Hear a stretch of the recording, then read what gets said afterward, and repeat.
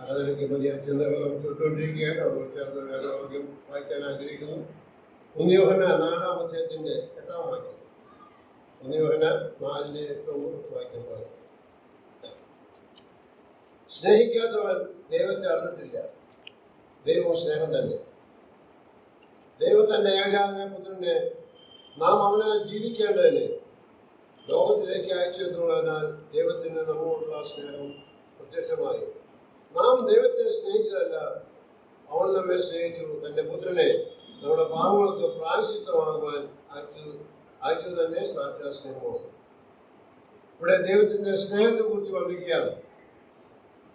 ഒരു കാരണവശാലും സ്നേഹിക്കപ്പെടുവാൻ അർഹയില്ലാത്ത നമ്മളെ സ്നേഹിച്ചു എന്നുള്ളതാണ് ഇവിടെ പ്രതിപാദിക്കുന്നത്. ദൈവം സ്നേഹം തന്നെയാണ്.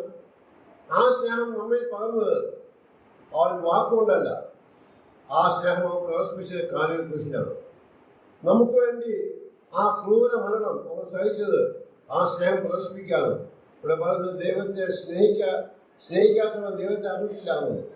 നാം ദൈവത്തെ സ്നേഹിക്കുക എന്ന് പറയുകയും അപ്പോൾ തന്നെ ദൈവത്തിനോടുള്ള സ്നേഹം പ്രദർശിപ്പിക്കാത്ത രീതിയിൽ നമ്മുടെ ജീവിതമായിരുന്നാൽ അതിനർത്ഥം നാം ദൈവത്തെ അറിഞ്ഞിട്ടില്ല.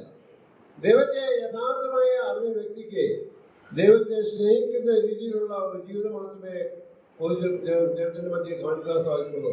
എന്നാൽ ഇവിടെ പറയുന്നതാണ് ദൈവം നമ്മെ ആദ്യം സ്നേഹിച്ചതെന്നുള്ളതാണ്.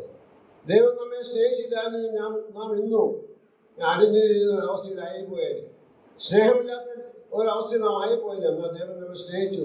അതിനുവേണ്ടി തന്റെ മടിയിലെ ഏകജാതന്റെ പുത്രനെ നമുക്ക് വേണ്ടി കാൽവരി യാഗമാക്കി തീർത്തു. നാം ഫിലിപ്പിയർ വായിക്കുന്ന പോലെ അവൻ ദൈവരൂപത്തിലിരുന്നവനാണ്.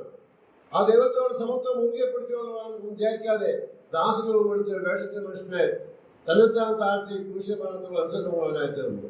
നമുക്ക് വേണ്ടി അനുസരണമായി തീർന്ന ഒരു കർത്താവ്. ആ കർത്താവ് നമുക്ക് വേണ്ടി സഹിച്ച വ്യഥകൾ ഓർത്താൽ നാം എത്ര നന്ദി പറഞ്ഞാൽ മതിയാകില്ല. സംഗീതത്തിൽ വായിക്കുന്ന പോലെ യഹോവ എനിക്ക് ചെയ്ത സകല ഉപകാരങ്ങൾക്ക് ഞാൻ എന്ത് പകരം കൊടുക്കും? ആ രക്ഷയുടെ പാനപാത്രം എടുത്ത് അവന്റെ നാമത്തെ ഉയർത്താൻ പറ്റുന്ന കാര്യമായിട്ടില്ല. പ്രിയദേവർക്ക് രാവിലെ നാം കണ്ടുവന്നിരിക്കുന്നത് നമ്മെ സ്നേഹിക്കുന്ന, നമ്മെ മാനിക്കുന്ന, നമ്മെ ദൈവമക്കളാക്കി തീർത്ത കർത്താവിന്റെ സ്നേഹത്തിലാണ്.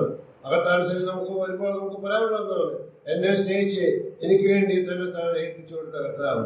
ആ കർത്താവ് സഹിച്ച വ്യഥകളും കഷ്ടപ്പാടും ഓർത്താൽ അത് നമുക്കൊന്നും തന്നെ പകരം കൊടുക്കാനില്ല. ആ കാലം കൃഷിക്കാർക്ക് അനധിക അലർച്ച ഇന്നും നമ്മുടെ കാണിൽ ധരിക്കുകയാണ്. എന്റെ ദൈവമേ നീ എന്നെ കൈവിട്ടത്, എന്റെ ഞെരുക്കത്തിലെ വാക്കുകൾ കേൾക്കാതെ അകന്നു പുത്രൻ നിലവിളിച്ചപ്പോൾ ആ പിതാവ് അകന്നു വായിക്കുന്നു. പിതാവ് വന്ന പുത്രന്റെ നിലവിളിക്ക് കാതോർത്തിരുന്നുവെങ്കിൽ നാം ഇന്ന് അധമപാത്രത്തിന് അടിയപ്പെട്ട് ജീവിക്കേണ്ടതല്ല. എന്നാൽ ആ സ്വന്തം പുത്രന്റെ നിലവിളി നിരാകരിച്ച് പാപികളും ദോഷികളുമായ നമ്മുടെ നിലവിളി കേട്ട് നമ്മെ രക്ഷിച്ച മഹാസ്നേഹത്തിനുണ്ടാകെ നമുക്ക് നാം തന്നെ താഴ്ത്താൻ വിനയപ്പെടുത്താം.